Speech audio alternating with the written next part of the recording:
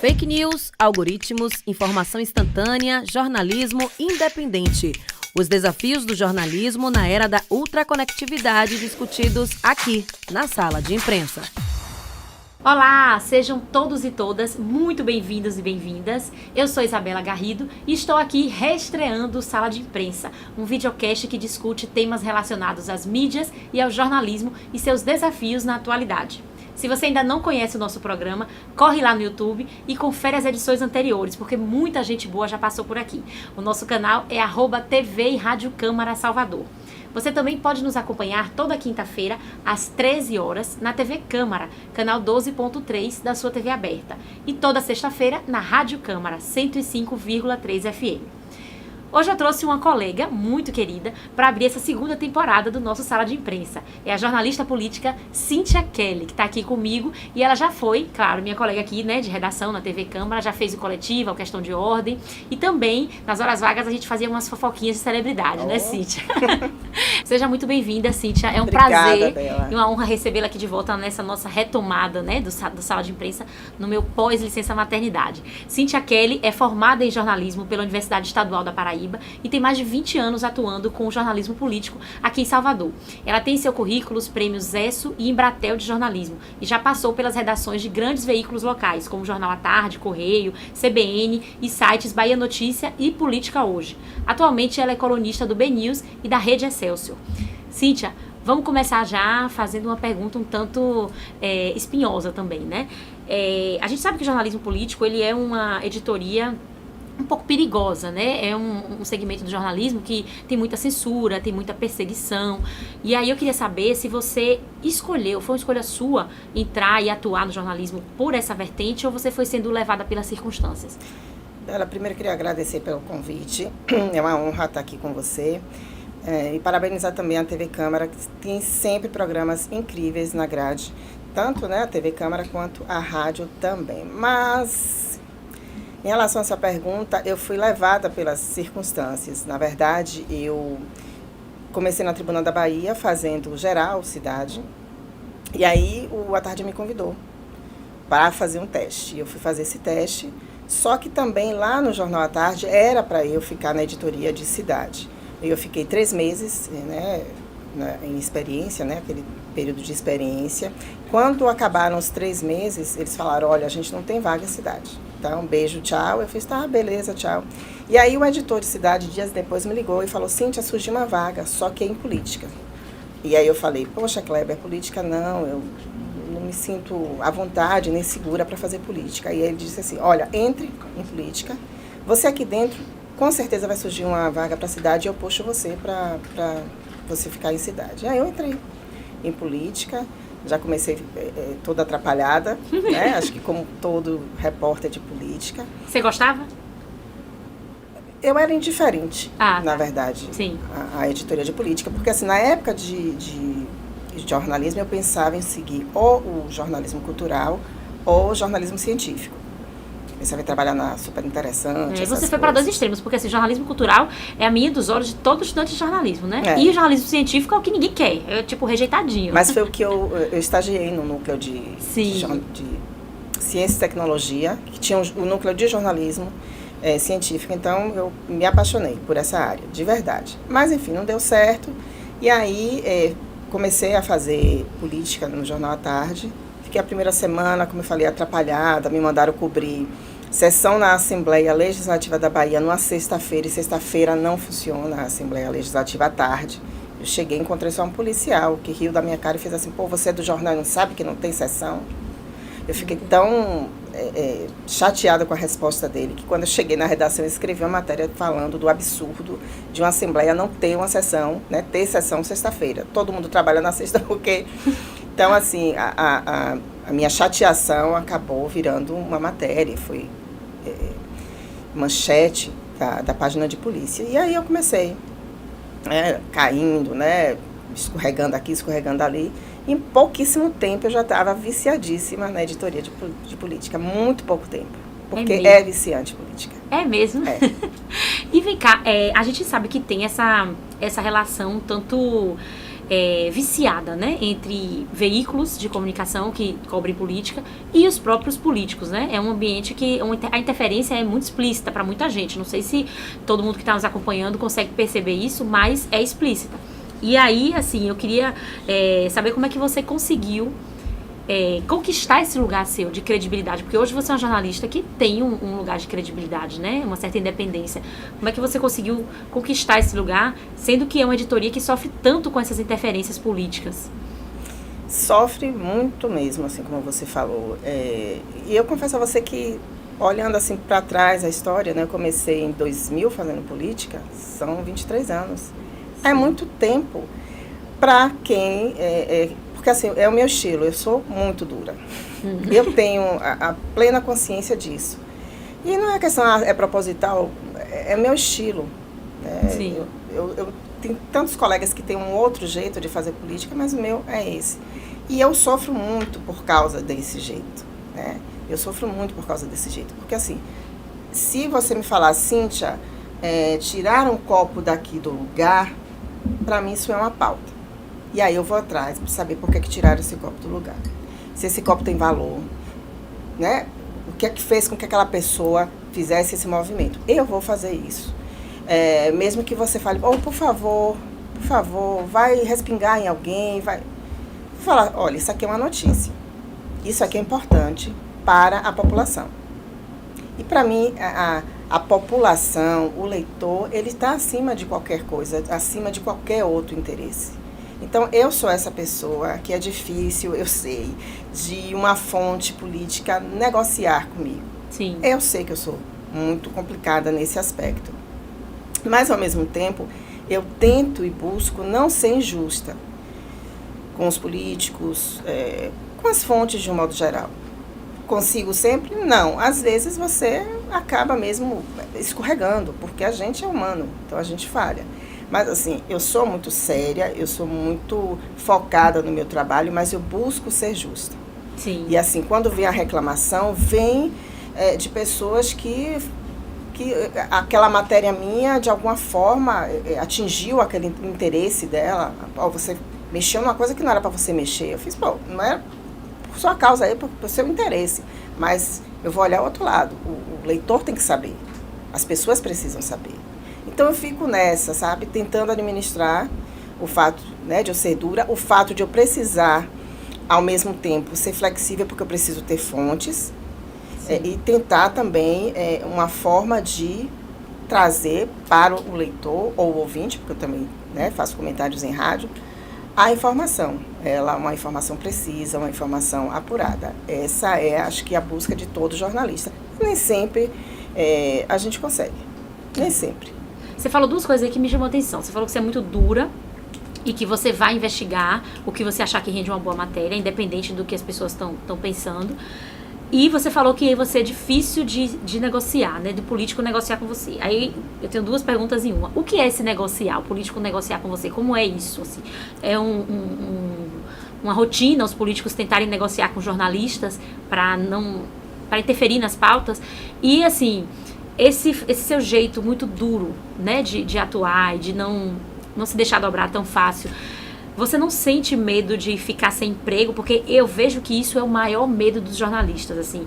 Muitos até chegam a ser até flexíveis demais para não perderem seus empregos. Você não pensa nisso? Será que é por isso que dá tão certo esse seu trabalho?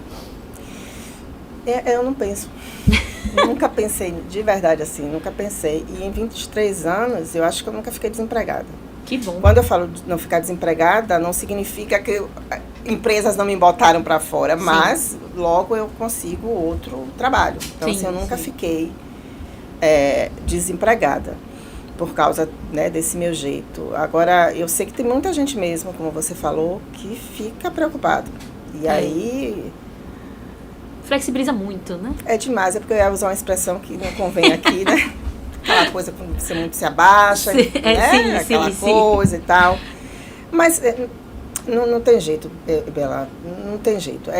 Eu acho assim, cada qual no seu cada qual. O que eu não quero é agredir as pessoas. O que eu não quero é agredir a fonte, o que eu não quero é agredir os políticos. Eu sei que eu já fui mais ácida E hoje, com 48 anos, com 23, né, de formada, mas eu tenho mais tempo nessa área, eu sei que muitas vezes eu tenho um jeito ríspido de falar em rádio. Hoje eu busco mais um equilíbrio, né? Porque realmente não tem que ser, você não tem que ser agressivo. Mas a questão de você ser firme, eu continuo sendo. Tenho medo de ficar desempregada? Não. Não sei porquê. É uma pessoa que se garante. Não tenho. Sim. Isso é bom. E se tiver de correr atrás, olha, bater na porta, eu vou bater. Mas isso não aconteceu ainda. Eu não sei se um dia vai acontecer. Mas a outra pergunta que você falou foi como é a negociação, assim, do político que negocia com o jornalista, que você citou isso? Poxa, assim, isso não é legal você colocar. Não, isso aqui tem uma importância jornalística. Isso não é um segredo que ele conta pra mim, é uma informação que eu já tenho, que eu vou checar, e aí a pessoa fica lá querendo, não faça assim, né? Eu sei que tem muito colega que tem, né, faz as concessões ali, mas eu não faço quando eu sinto que aquela informação, ela é importante. Não é qualquer coisa, quando a informação é importante, que ela precisa ser reverberada. Aí não tem, por favor, não tem. Não tem como ter. Sim. Eu acho que isso deveria ser, na verdade, uma regra do jornalismo, mas não é. Já que a gente está falando disso, vamos entrar nessa questão da interferência, né, dentro das redações. A gente tem diversos veículos que cobrem política aqui em Salvador, na Bahia também, e a gente sabe que muitos donos de empresas são amigos de políticos, que muitas empresas de comunicação recebem verba publicitária também, né, dos políticos, e isso, de uma certa forma, é um cala-boca. Eu queria que você falasse um pouco sobre como é que se dá, no dia a dia do jornalista, essa interferência dos políticos ali na redação, no trabalho de vocês. Como é que isso acontece? É uma coisa, assim, muito explícita ali dentro, tipo, político tal, não quer que fale tal coisa, não quer que dê cobertura, tal... Ou é uma coisa meio que velada? Como é? Explica para quem está nos assistindo que não conhece direito essa rotina jornalística. Primeiro eu queria falar uma coisa. Sempre se fala porque as empresas recebem verba pública e aí não podem falar sobre determinadas coisas, ou até empresa privada, porque às vezes tem um escândalo, né? Sim. Uma empresa privada e você, por receber anúncio, você acaba não falando. Mas assim, eu não tenho mais essa visão ingênua que eu tinha. Não tenho mais, porque eu sei que quem vai bancar o meu salário, é essa verba que vai chegar do governo, da prefeitura, da Câmara, da Assembleia, da empresa A, da empresa B. E é uma outra coisa que só a maturidade me fez perceber isso. Jornalismo não é diletantismo. Uma empresa de comunicação é um comércio. Sim. E as pessoas vivem daquilo ali. Então tem empresas gigantescas que têm centenas de funcionários. Como é que vai pagar sem aquela verba? Então, o que eu acho que não pode ter é simplesmente você botar a mão e falar assim, isso aqui não vai sair de forma alguma, mesmo tendo importância para a sociedade. Isso eu acho inaceitável e acho também que o público percebe isso. E aí vem para a questão da credibilidade daquele órgão de comunicação. Como assim? Órgão X não falou sobre esse escândalo aqui? Sim. E o que eu sinto, o que eu percebo, que as empresas, elas buscam esse equilíbrio. Mas eu sei que também é muito difícil o equilíbrio. É muito difícil, Bela. Se a gente olha o mercado aqui da Bahia, sobretudo o mercado da Bahia, os veículos de comunicação, eles sobrevivem de verba pública. Diferentemente dos veículos de comunicação de São Paulo, do Rio de Janeiro. Aqui é basicamente prefeitura, governo, Assembleia Legislativa, prefeituras do interior do estado. Então, assim, eu tento hoje, volto a dizer, a questão da maturidade, me equilibrar na questão do interesse da empresa e do interesse público. É o que eu busco fazer. E claro que toda empresa, eventualmente, vai barrar uma matéria se achar que aquela matéria pode prejudicar financeiramente. Sim. E não tem para onde você correr. Então, assim, fico chateada? Fico. Não tem como não ficar. É porque é o seu trabalho, né, que tá sendo... Vou espernear. Vou ficar muito chateada, fechar a cara, ficar com cara de bicho. Vou. Mas, ao mesmo tempo, eu sei que a coisa funciona assim. Sim. E volto a dizer, um veículo de comunicação é uma empresa. Ela precisa de verba para quem é dono lucrar com aquilo e também pagar a folha, né, de pessoal. Né? Porque no site, no jornal, você tem os jornalistas, você tem o pessoal de limpeza, você tem o pessoal que é do administrativo. É uma super empresa. É.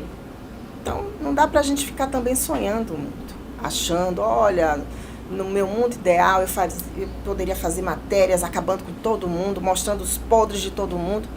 Mas não é assim. Não é assim.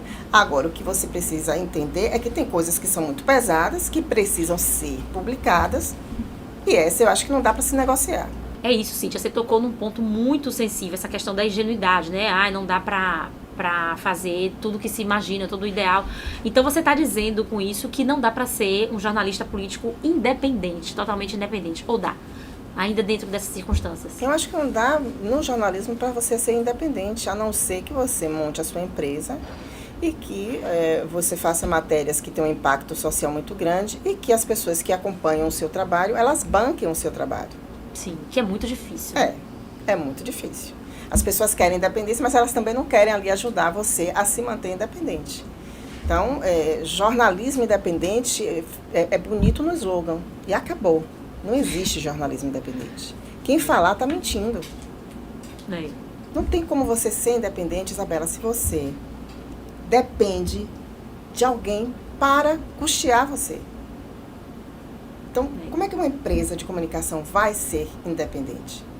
Ela vai estar sempre ali, se equilibrando para poder fazer o que o jornalismo precisa fazer, que é fiscalizar. De certa forma, aquilo que Milor Fernandes fala tem que ser, que a gente tem que ser oposição, então você tem que equilibrar.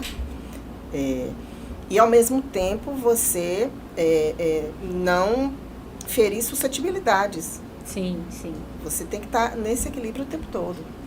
E assim, agora é natural que dentro de uma redação, Cíntia, você não pode falar sobre isso, Cíntia, você não pode falar daquilo. A gente, enquanto repórter, enquanto jornalista, a gente tem que bradar, a gente tem que se espernear, porque senão você começa a se autocensurar. E isso aí eu não acho legal. Que o meu chefe me censure, mas eu não posso me censurar. Que o seu chefe lhe censure, mas você não pode se censurar. Sim, isso é importante. Porque aí você perde a essência, a sua essência enquanto jornalista. Isso não tem como. É isso. A gente tem aqui uma pérola, né? Uma relíquia que o nosso diretor Lúcio Lima conseguiu, que um grande veículo de comunicação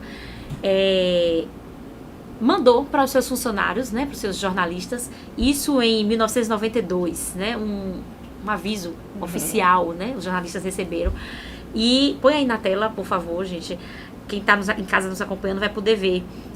É um memorando que diz assim: comunico a todos os repórteres e cinegrafistas que em qualquer evento ou solenidade que estejam presentes o governador do estado, o prefeito da cidade e o deputado Manuel Castro, os mesmos deverão ser citados em texto pelo repórter e filmados pelo cinegrafista. O não cumprimento desta determinação implicará punição. Quer dizer, em 1992, uma orientação muito direta dentro das redações, né? Isso acontece ainda ou ainda a coisa tá mais sutil, Cíntia? Para citar, sim, eu trabalho em rádio, eu trabalho em site. Eu nunca presenciei isso. Eu nunca... Deixa eu puxar pela memória, assim, para ver se... Não.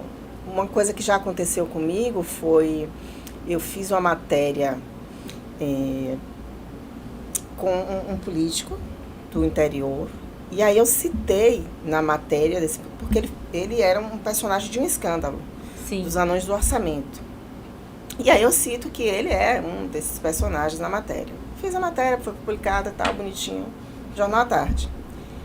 Vou pra minha casa, sempre que acontece alguma coisa comigo, isso já é maluquice, eu sinto um negócio aqui dentro, não sei o que é, fiz assim, vai acontecer alguma coisa. Um sexto sentido. Vai acontecer alguma coisa. No dia seguinte, entro no jornal, o diretor me chama. E eu fui toda empolgada, achando que ele ia falar, poxa, Cíntia, mas foi matéria. Ele entra, me manda ir para a sala de reunião. Quando eu entro na sala de reunião, tá o político, que eu falei que era um dos personagens do escândalo dos Anões do Orçamento. E aí ele fala, esse aqui, fulano de tal, é meu amigo, não gostei do que você fez, você vai fazer agora uma outra matéria. Meu Deus. e colocando ele como ele é. Não quero saber do passado, se ele foi, se ele não foi. E aí eu botei o rabinho entre as pernas, desculpe a expressão, fui para minha bancada e fui escrever a matéria. Meu Deus. Isso eu acho que configura uma espécie de assédio, tem, né? Acho que 20 anos, mais ou menos. Uns 20 anos, isso. Acho que é mais assédio, é você humilhar o seu profissional. Porque assim, tudo bem que chegasse aquele recadinho. Cíntia, ó, a diretoria disse que você não pode fazer isso aqui. Né? O editor-chefe, beleza, entendi. Agora você chamar o jornalista para a sala de reunião e expor esse jornalista a essa figura. E o que mais me deixou chateada é assim, ele que pode ter cometido o crime, que foi acusado de crime, e eu que não sou, que só estou ali fazendo matéria, fui submetida a isso. É um episódio assim que eu não consigo esquecer. E olha que minha memória não é boa, mas esse episódio eu não consigo esquecer. Mas é marcante mesmo. Agora sim, isso aí foi uma forma de te censurar, né? De te calar e de te dar um recado também, que foi promovida pela empresa que você trabalhava, né? E você já passou por casos assim que o próprio político te procurou diretamente, ou você conhece casos, né? Em que o próprio político chegou assim pro jornalista e disse, olha, isso, não faça, não quero. Não, tem as reclamações. Você fez isso comigo, por que você fez? Ah, tá. Esse tipo de coisa. Sim. Mas intimidação, assim, ameaça... Você é minha amiga? Opa, não sou. Sou jornalista, você é minha fonte, eu sou jornalista. Porque assim... eu não sou nenhuma pessoa insensível, não. Tem políticos que eu gosto mesmo. No dia que a gente está gravando, por exemplo, faleceu o deputado federal, o ex-deputado federal, Luiz Alberto, do PT. Sim. Um dos fundadores do PT, da CUT, grande líder do movimento negro. Super gostava dele. Acho que é um dos grandes políticos. Então, assim, claro que eu tenho aquelas pessoas que eu esse aqui é um grande político. Não sou nenhuma... E tem aquelas figuras também que... por causa do trato, que você acaba se afeiçoando. Mas o fato de eu me afeiçoar, e é isso que eles não entendem, o fato de eu me afeiçoar não significa que eu não vou fazer a matéria. Recentemente, um deputado, eu não vou citar nome, que eu gosto bastante, eu fiz uma nota na minha coluna e ele ficou sem falar comigo. Aí um colega fez assim, poxa, fulano, você está sem falar com o Cíntia? Aí ele veio até mim e falou, você fez aquela nota, não sei o quê. Assim, é uma figura que eu gosto, que admiro muito, mas... não dava para não fazer aquela nota. Não dava para eu não escrever aquilo ali. É isso, não dá para você ser amigo, né? Amiguinho das pessoas que você precisa cobrir, né? Enfim, você... Eu não sou a jornalista amiga. Eu não sou a jornalista amiga de fonte. Eu vou respeitar a fonte, mas eu não sou amiga da fonte. É isso. Aí como é que você avalia o mercado jornalístico, né? Político aqui na Bahia, assim, como é que você acha que seus colegas, de um modo geral, conseguem fazer um trabalho bom, mesmo apesar dos pesares, né? Ou você acha que ainda deixa a desejar, que ainda tem muita gente que consegue interferir e prejudicar ali o trabalho sério? Como é que você avalia isso? Eu acho que a gente que faz jornalismo é todo mundo herói e heroína no jornalismo. Porque, assim, agora a política é um negócio, assim, que você está o tempo todo tentando se equilibrar, o tempo todo recebendo ameaças de políticos, o tempo todo sendo processado, e aí eu falo no geral. Então, assim, tem colegas que são processados, eu já fui processada, porque é uma forma dos políticos reagirem àquilo ali, né, que de alguma forma foi de encontro aos interesses dele. Então, eu acho que todo mundo, como eu falei assim, são heróis e heroínas num mercado em que, como eu falei a você, as empresas basicamente sobrevivem dos anúncios oficiais. Então, a gente faz o que a gente pode. É isso. A gente faz o que a gente pode. Tem gente que é mais arrojado, né, na forma de escrever.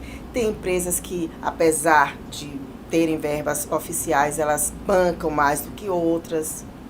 Mas eu acho que fica todo mundo e sempre chateado. Sempre chateado. Poxa, me pediram para tirar essa palavra aqui, eu não posso botar aquela palavra, sabe? Sempre mexendo ali ou no texto. Mas é todo mundo, assim. todo veículo de comunicação. Quem falar que não sofre esse tipo de interferência, tá mentindo. Cíntia, eu me corrija se eu estiver errada, mas assim, a impressão que eu tenho é que você está aqui falando dos jornalistas que são operários da notícia, que estão ali no dia a dia, nas redações, escrevendo, publicando, aqueles que estão realmente botando a mão na massa. Mas eu tenho a impressão de que tem empresários da comunicação, né, que tem determinados figurões que ganham muito dinheiro negociando essas notícias. Tipo, ó, tal político, tem o tal fato sobre você, você quer que saia, tal, pague tanto. Isso é uma coisa que se comenta muito, né, nos bastidores. E aí, por isso que eu questiono isso, assim, você está falando do jornalismo de um modo geral, essa coisa não existe, ou de fato existem pessoas que negociam mesmo, que colocam o jornalismo como um produto e apresentam para o político para barganhar mesmo. Você vê isso no seu dia a dia? A questão é assim, se isso existe, isso não vai ser colocado para a redação, né? Sim. A redação está distante, se há negociação, e deve haver, a redação não participa disso. Então, não estou aqui dizendo que não existe, mas eu não tenho como afirmar a você que ela existe porque eu não vejo, não ouço, né? Estou ali, fazendo minha matéria, atrás da informação, tentando apurar, tentando checar. Agora, uma coisa que eu acho que é a seguinte, eu acho que tem, por exemplo, grandes empresas que elas podem bancar determinadas matérias, assim, alguém ligar e falar assim, pô, tira essa matéria, e o empresário falar, não vou tirar. Sim. Consegue bancar. Agora, os veículos menores talvez não consigam bancar. E aí retira aquela matéria, despublica aquela matéria, né? Então, é isso. Porque a gente sabe que tem muitos veículos de comunicação que são menores. E volto a dizer, a questão de anúncio é o poder público. Porque assim, se você é um site menor, você não tem tanta audiência para atrair o anúncio privado. E aí você depende o tempo todo. O tempo todo. Agora, eu acho que também vai do perfil de cada um. Eu não saberia não noticiar, mesmo recebendo verba técnica, que se diga mídia técnica. Sim. Não é nada por debaixo Propina, do pano, não é nada. É a mídia técnica. Patrocínio. Então, assim, eu não saberia não noticiar. Já perdi? Já. É uma corda bamba. Já perdi. É isso. Vamos dar um rápido intervalo. Daqui a pouquinho a gente volta para continuar esse bate-papo que tá muito legal. E você que tá aí, não saia daqui, continue nos acompanhando. Daqui a pouquinho a gente volta com mais conversas sobre jornalismo político com essa maravilhosa Cíntia Kelly.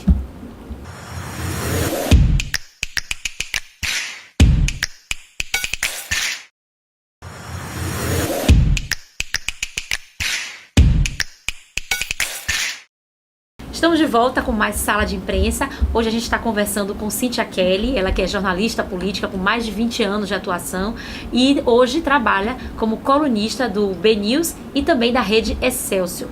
Cíntia, eu queria falar um pouquinho sobre essa interferência que a gente tem hoje das redes sociais, né, da evolução da internet no trabalho jornalístico.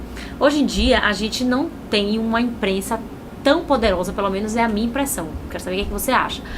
Tão poderosa como antes, né? Assim, você tem as redes sociais que ganharam um fôlego muito grande nos últimos 10 anos e compete muito com grandes jornais, né?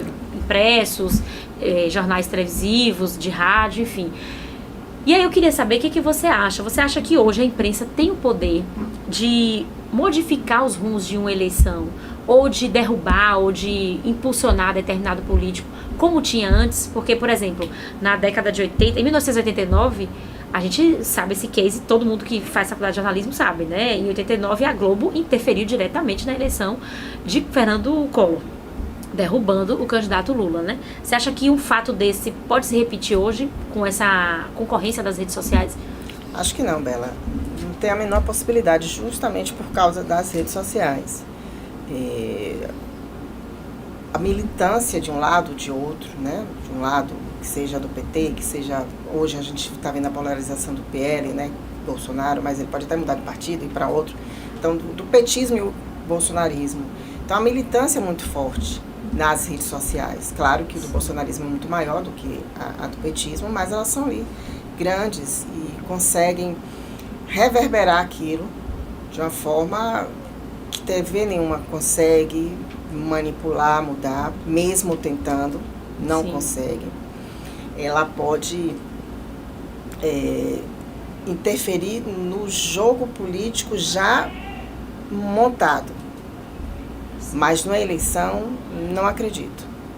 Não acredito que hoje a imprensa, que falar do quarto poder, eu acho que perdeu muito. Perdeu bastante, Perdeu né? muita força por causa das redes sociais, por causa da atuação da militância, perdeu porque a militância, de um lado, quando vê que aquele veículo de comunicação está fazendo o seu papel de oposição, ele passa a dizer que aquele veículo de comunicação não tem credibilidade, e isso vai circulando, e as pessoas começam a acreditar mesmo que aquele veículo não tem credibilidade.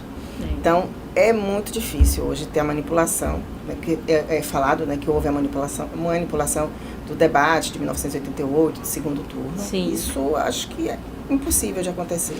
Nos dias de hoje, acontecer.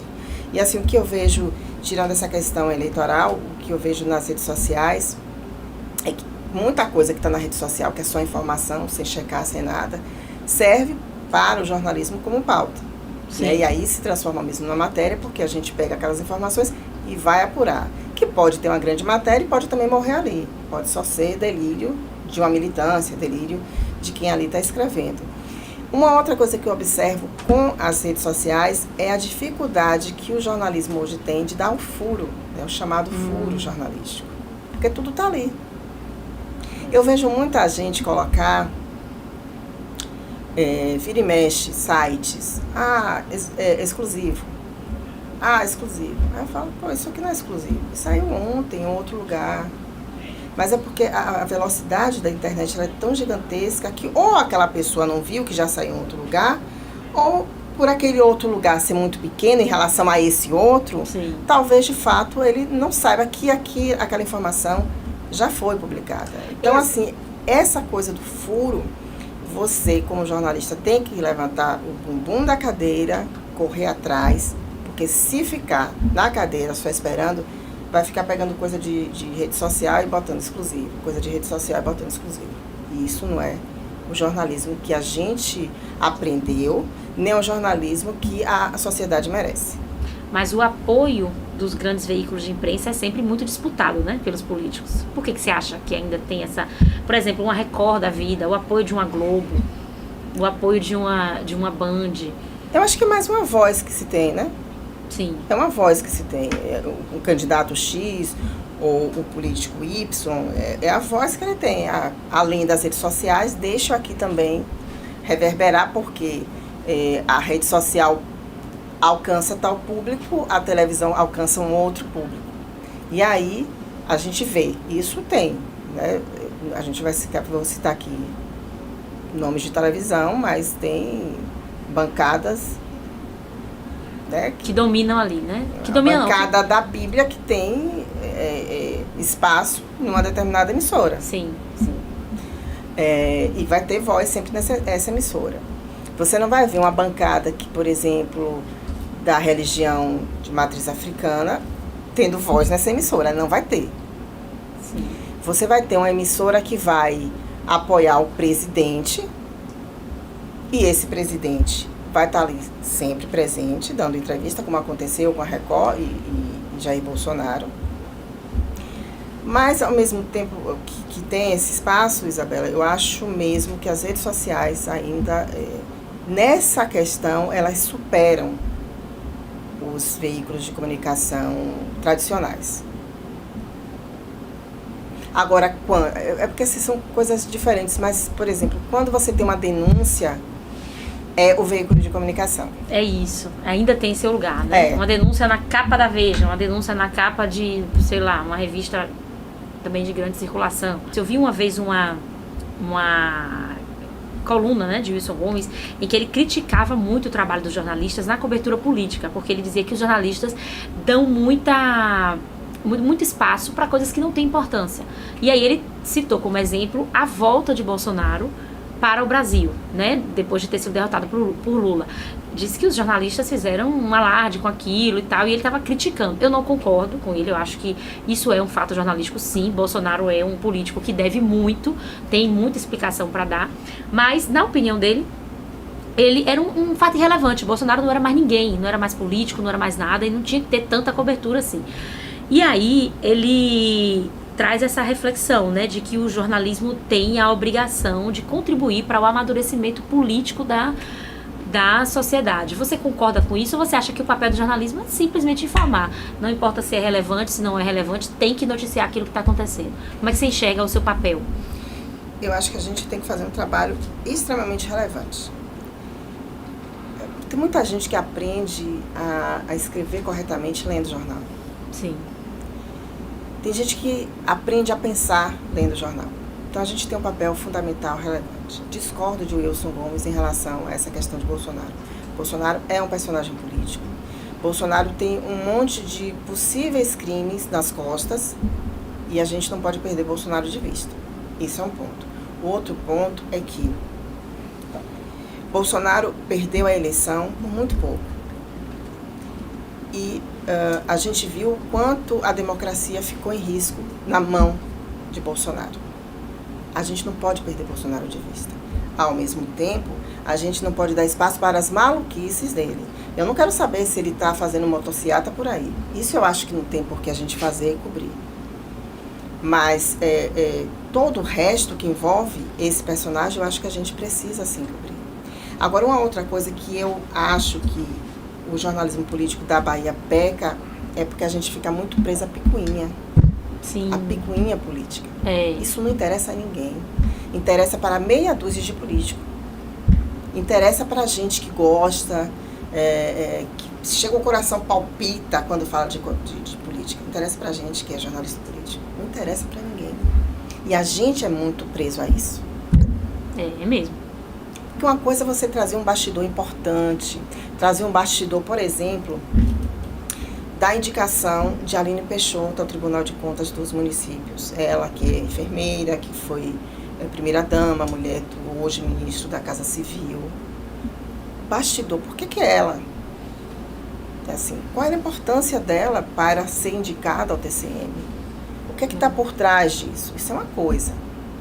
É dinheiro público, ela vai receber o resto da vida 40 e tantos mil reais hoje, né? Até 75 anos, quando ela fizer, só Deus sabe qual vai ser esse salário. É importante.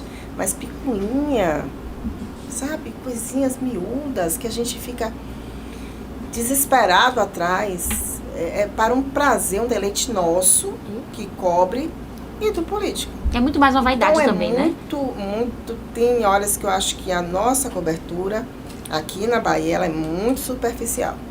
É isso, eu acho que tem muito a ver com a vaidade do jornalista, né? De eu tenho acesso a essa picuinha aqui, então vamos publicar. E realmente, é como você falou, não tem muita relevância. Então, assim, na sua opinião, o jornalismo político, ele tem sim a obrigação de contribuir para esse amadurecimento, né? Tem. Crítico, A né? gente tem muita responsabilidade, Isabela. Muita responsabilidade. Agora, Cíntia, eu queria, a gente já tá caminhando pro final já, infelizmente, que eu tô adorando esse bate-papo, mas eu queria explorar um pouco a sua experiência, né, esse tempo que você tem de experiência como jornalista político, e queria trazer aqui alguns fatos que foram muito importantes aqui pro nosso estado. Queria que você falasse um pouco sobre como foi cobri-los, né, como foi o seu olhar, se você sentiu algum tipo de medo, de ameaça, ou se teve alguma informação diferente da que foi veiculada para a maioria das pessoas, né? Um primeiro fato que eu quero trazer aqui, vou trazer em ordem cronológica, né, dos mais antigos para os mais recentes, foi o 16 de maio de 2001. Para quem não lembra, o 16 de maio de 2001 foi aquele episódio em que um grupo de estudantes, né, fizeram uma enorme passeata contra a ACM, né, Antônio Carlos Magalhães, protestando por causa daquele episódio da violação do painel do Senado. E eles planejaram fazer essa passeata passando por dentro da UFBA, de vários campi da UFBA, para chegar na porta do prédio de ACM. E aí a polícia militar recebeu ordem do governo do estado, que era, na época, César Borges, a secretária de Segurança Pública era Cátia Alves, né? E ela ordenou que a PM invadisse a UFBA para reprimir duramente essa passeata. Algo que foi assim uma aberração, virou notícia nacional, porque a polícia militar não pode invadir um território federal como o da UFBA. E eles invadiram, né? E aí virou um escândalo nacional. Você estava cobrindo nessa época, né? E aí? Eu estava, já era setorista da Assembleia. Lembro que nesse dia eu estava na Assembleia e chegou a informação pra gente, porque Na época não tinha WhatsApp, e aí o chefe liga para um chefe, eu já não lembro mais quem foi o chefe. Cíntia, a gente soube agora que uma bomba estourou na mão de um estudante, e o dedo está pendurado, a mão está pendurada, tem alguma coisa assim. E aí eu fui atrás dos deputados que eram governistas para que eles falassem sobre aquilo, se eles achavam que estava correto aquilo ali, todos corriam, né? Ninguém queria falar nada. Em off eles falavam, poxa, mas a gente não pode fazer muita coisa, é ordem, determinação. E eu falava assim, deputado, uma mão, eu acho que não foi a mão, foi um dedo, mas uma mão de um estudante por causa de uma bomba.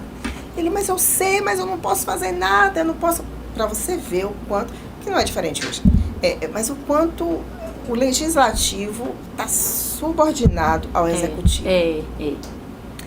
E não adiantou a gente levar essas informações para ele, o que estava acontecendo, porque os deputados governistas que podiam fazer alguma coisa, porque eles eram a maioria, não fizeram nada. Nem um discurso ou uma ligação, olha, secretária, olha o excesso, nada, absolutamente nada.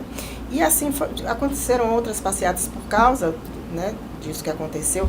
E eu lembro que o jornal Correio da Bahia, que é da família parece que agora, acho que é um grupo, comprou, eu não sei, mas enfim, era da família do senador Antônio Carlos Magalhães, e eles foram cobrir. E aí eu vi os meninos, os manifestantes, pegavam-se um carro, Isabela, parecia carro de brinquedo. Sim. Eles ficaram em cima, e aí eu lembro que eu cheguei e fiz, gente, o carro da tarde, né? E eles, poxa, é à tarde. Eu, gente, pelo amor de Deus, é um profissional, vocês não podem fazer isso. E aí alguns começaram a falar, não, deixa, porque eles não vão... Porque a intenção deles era machucar aquelas pessoas que não tinham absolutamente nada a ver. O repórter, volto a dizer, sempre vou dizer, ele só reporta os fatos. Então, se tiver uma manipulação na matéria de um repórter, não é o repórter, é um editor, é alguém que está acima do editor, não é o repórter. O repórter, ele é só aquele soldadozinho, aquele operáriozinho que vai lá checar, suar, correr atrás, gastar sola de sapato. Ele é essa figura que vai apurar. Mas se tiver alguma coisa, não é o repórter. E as pessoas precisam diferenciar. Agora vamos para o próximo fato, né? Em julho de 2007, 20 de julho de 2007, foi a morte de Antônio Carlos Magalhães. Como é que você como foi cobrir isso, esse fato, assim, que Antônio Carlos Magalhães para a Bahia representou muita coisa durante muito tempo, né? Ele era uma liderança extremamente forte aqui, mas morreu numa situação já em que não tinha tanto poder assim, né? Como é que foi cobrir essa morte de ACM? Eu, nessa época da morte de ACM, eu estava no site Bahia Notícias. E aí tinha uma equipe que foi para o cemitério fazer a cobertura, entrevistar os políticos que estavam lá, os grandes políticos que estavam lá, que apesar de ele perder a força política dele, ele exercia um fascínio, né, sobre todos os outros políticos. Não é só sobre a população, não. Os políticos também tinham um fascínio em relação a ACM. E para muita gente, o que eu observei na época, assim, como muita gente se sentiu órfão com a morte de ACM. Era isso que dava para a gente perceber. Sim. Porque, apesar de o PT ter, né, conseguido o poder, muita gente era fã, idolatrava Antônio Carlos, até hoje. Até hoje tem gente que tem foto de ACM. Tem gente que fala assim, que saudade, se a ACM estivesse aqui, a segurança estava diferente. É o que mais eu ouço. Então, assim, o que eu percebia naquela época é que, apesar de a gente saber que o período em que ele governou, ou o grupo dele governou a Bahia era um estado subdesenvolvido. E, apesar disso, a população tinha um amor gigantesco por ele. Por causa do clientelismo. Sim. Por causa, acho que, do paternalismo também. Por causa da história do orgulho de ser baiano, né? E ele botava aquilo em todo mundo, a autoestima, né, do baiano. Mas que o grupo não foi bacana para a Bahia. Educação, saúde. E apesar de tudo isso, né, de nada, né, claro que ele acontecendo os avanços, coisas foram feitas, mas quando o PT assumiu em 2006, a gente viu que a educação da gente era pior do que é hoje, muito pior do que era hoje. A saúde era terrível. Então, apesar de a sensação que eu tenho é disso, que o grupo ficou aí e não desenvolveu o Estado, apesar disso, a população sentiu muito o baque da morte de ACM. E acho que também a gente que cobria política, sim, também, porque ele era aquela figura que fazia o contraponto, né, ao PT aqui na Bahia, que era o contraponto a Valdir Pires. Então ficou também aquela história, né, toda a história política, que envolve Antônio Carlos Magalhães e envolve seus desafetos. Sim. A gente cresceu vendo essa história de ACM com os seus desafetos, né? Eu, pelo menos, cresci. Né? Eu falei, tenho 48 anos, então cresci ouvindo isso. Mas em relação à cobertura, foi isso. Eu estava no site, eu recebia as matérias dos repórteres que estavam na rua cobrindo, e no velório e no enterro também dele. Mas é isso o que eu quero saber é justamente essa impressão mesmo que você teve, porque na época eu lembro que eu estava na faculdade e se comentou muito que ele não tinha mais o poder de antes e que a mobilização em torno da morte dele não foi tão grandiosa quanto se esperava. Você sentiu isso? Não foi grandiosa, mas tinha. Tinha gente grande, mas é porque quando a gente falava de ACM, por exemplo, só para você, quando ele renunciou por causa do escândalo do painel, eu fui cobrir, eu fui para o aeroporto. Isabela, era tanta gente, que eu fiz assim, gente, eu vou virar suco aqui no meio desse povo. Teve uma hora que, assim, era tão apertado, que meus pés ficaram fora do chão, as pessoas empurrando, meu Deus, eu lembro que foi um deputado, inclusive que eu já tinha feito tantas críticas, tantas matérias criticando, mas foi esse deputado que me puxou, ele viu meu desespero, ele me puxou para subir no palanque, porque senão... Você ia ser esmagada. Claro que tinha muito ônibus que foi pago pelo próprio grupo para estar ali, gente que veio de tudo quanto foi cidade do interior, mas tinha muita gente. Muita gente. Aquilo ali, eu acho que foi a última manifestação, que eu não vou dizer que foi espontânea, mas enfim, uma manifestação popular que mostrava o poder que Antônio Carlos Magalhães tinha. Volto a dizer, muito ônibus que veio do interior, isso não significa que era, de fato, amor a ele. Sim. Mas eu vivi isso de quase sumir ali, no meio daquele povo ensandecido, porque Antônio Carlos Magalhães estava no aeroporto, porque renunciou, porque cometeu um crime. Gente, é surreal, né, você pensar nisso. Cometeu um crime, as pessoas estavam lá ovacionando.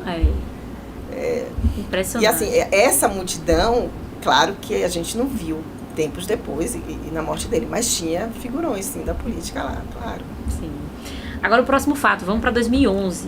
Em 2011 aconteceu aquele escândalo da separação de João Henrique, né, que ele foi acusado de ter traído a mulher, e aí isso virou uma novela aqui em Salvador, né, teve a Tatiana Paraíso, que na época era subsecretária de saúde, que foi acusada de ser o pivô da separação, que era amante dele.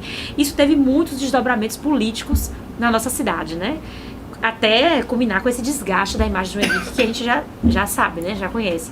Como foi pra você cobrir isso? O que foi que você viu ali nos bastidores daquele desdobramento, daquela novela, né? Foi uma novela isso aí.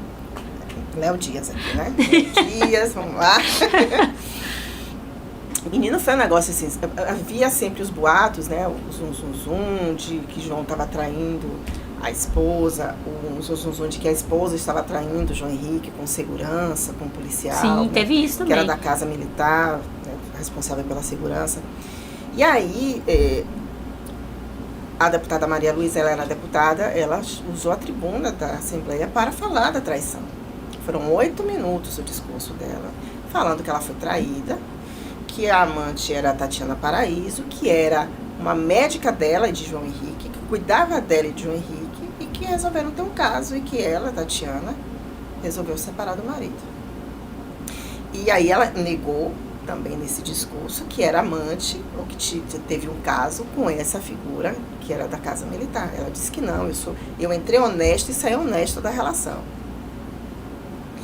Foram 8 minutos discussando, um silêncio absoluto no plenário. Constrangimento, que é difícil, né? É difícil o silêncio, porque às vezes o político está ali fazendo o discurso, está todo mundo conversando. Não, todo mundo parou.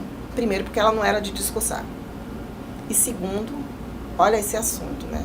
Lavando roupa suja Em na público. tribuna da Assembleia. Então foram 8 minutos dela falando da traição e falando que ela não traiu, dizendo que ela era essa figura honesta, que foi durante quase 30 anos de casamento.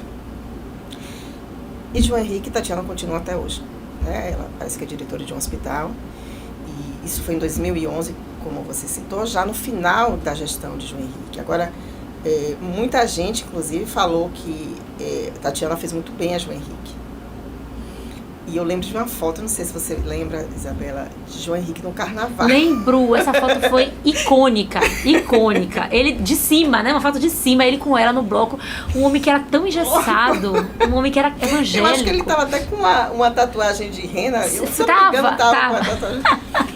E aquilo assim, todo mundo, pelo menos que cobria a política, falou assim, gente, ele parece que se libertou de alguma coisa. E todo mundo falava da força que a ex-mulher tinha em relação a ele. Parece Sim. que ele dizia amém o tempo todo. Isso todo mundo comentava, isso todo mundo falava. E quando a gente falava com ela, ela ria. Nada, menina, kkkk. Tatiana? Não, a mulher, sim. a ex, a Maria Luísa, que foi deputada. Uhum. Então, assim, o período em que João Henrique estava com Maria Luísa, a informação que todo mundo tinha era que ela mandava nele, que toda a equipe era montada por ela e que ele não apitava em absolutamente nada. Quem articulava tudo era ela. Sempre. Essa sempre foi a conversa até 2011, quando culminou aí nessa separação. E que acho que pessoalmente foi bom para ele. Acho que para a política não mudou muita coisa. Desgastou, Porque, assim, né? Desgastou a imagem dele como político. Não, porque ele já estava desgastado desde sempre. Né? Acho O que primeiro ajudou, mandato veio É. muito desgaste, aí entrou um MDB para apoiar obras que Gedel trouxe para Salvador.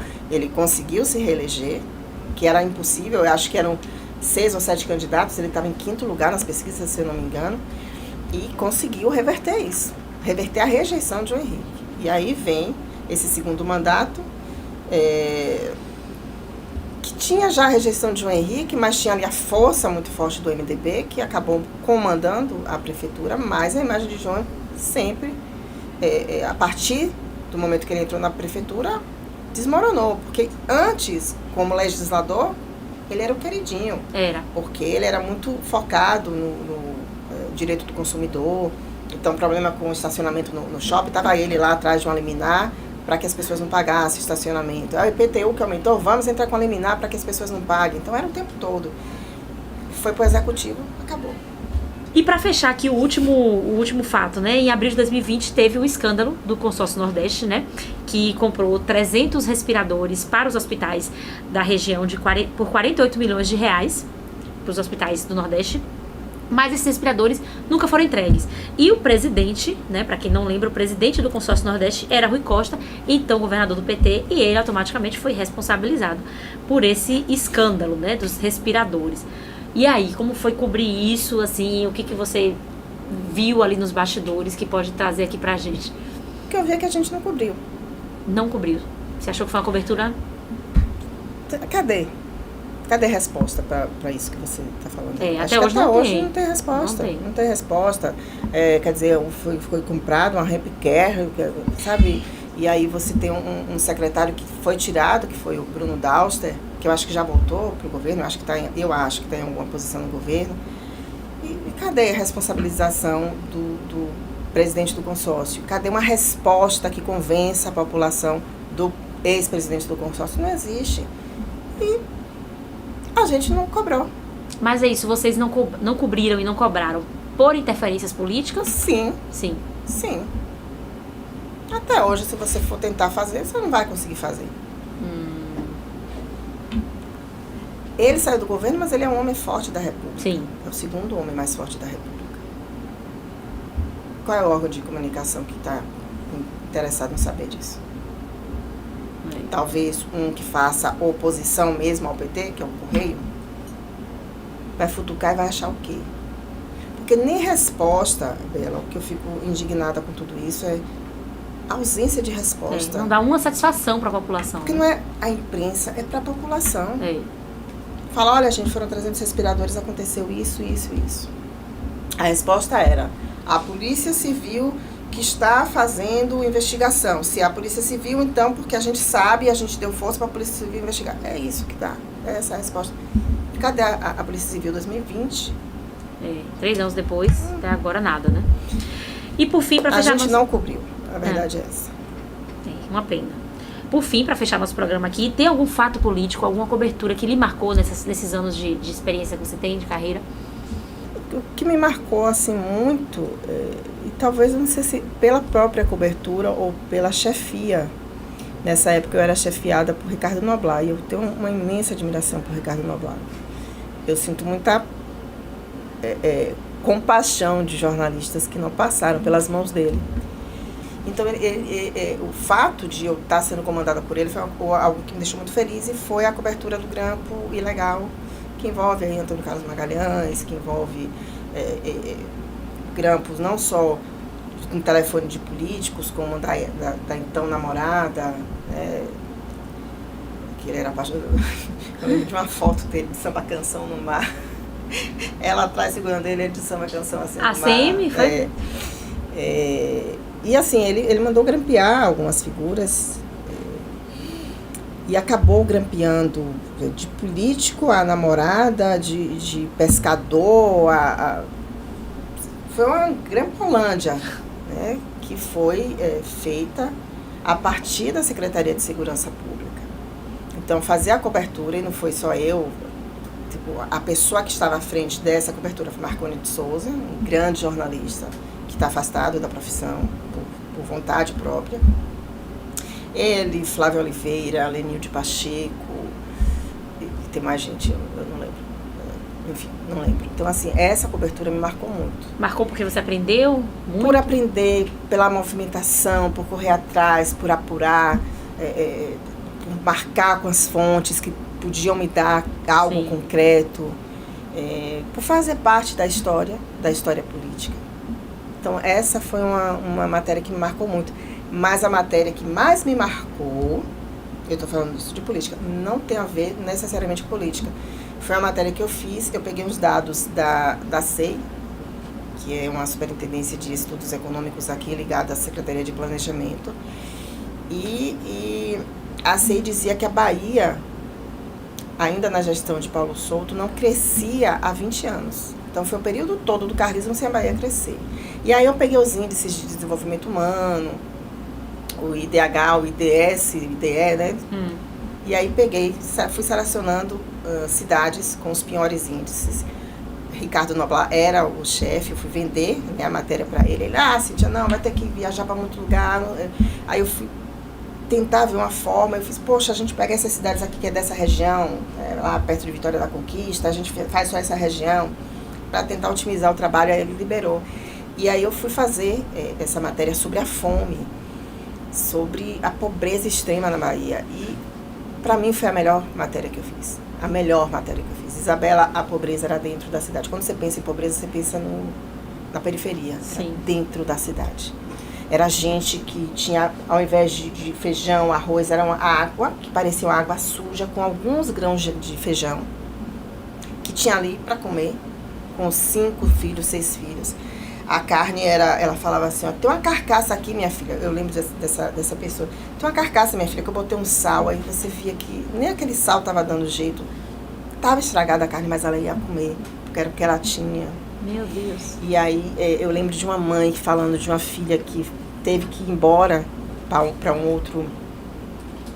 outro estado.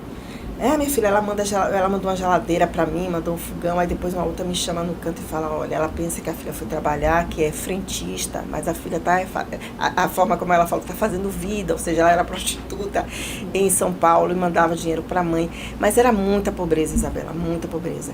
Isso em 2001, 2002, antes de Lula tomar posse. E aqui sem fazer nenhuma propaganda de Lula, porque eu tenho minhas reservas, tenho minhas críticas em relação à gestão de Lula, muita coisa, mas depois houve uma mudança completamente nesses lugares.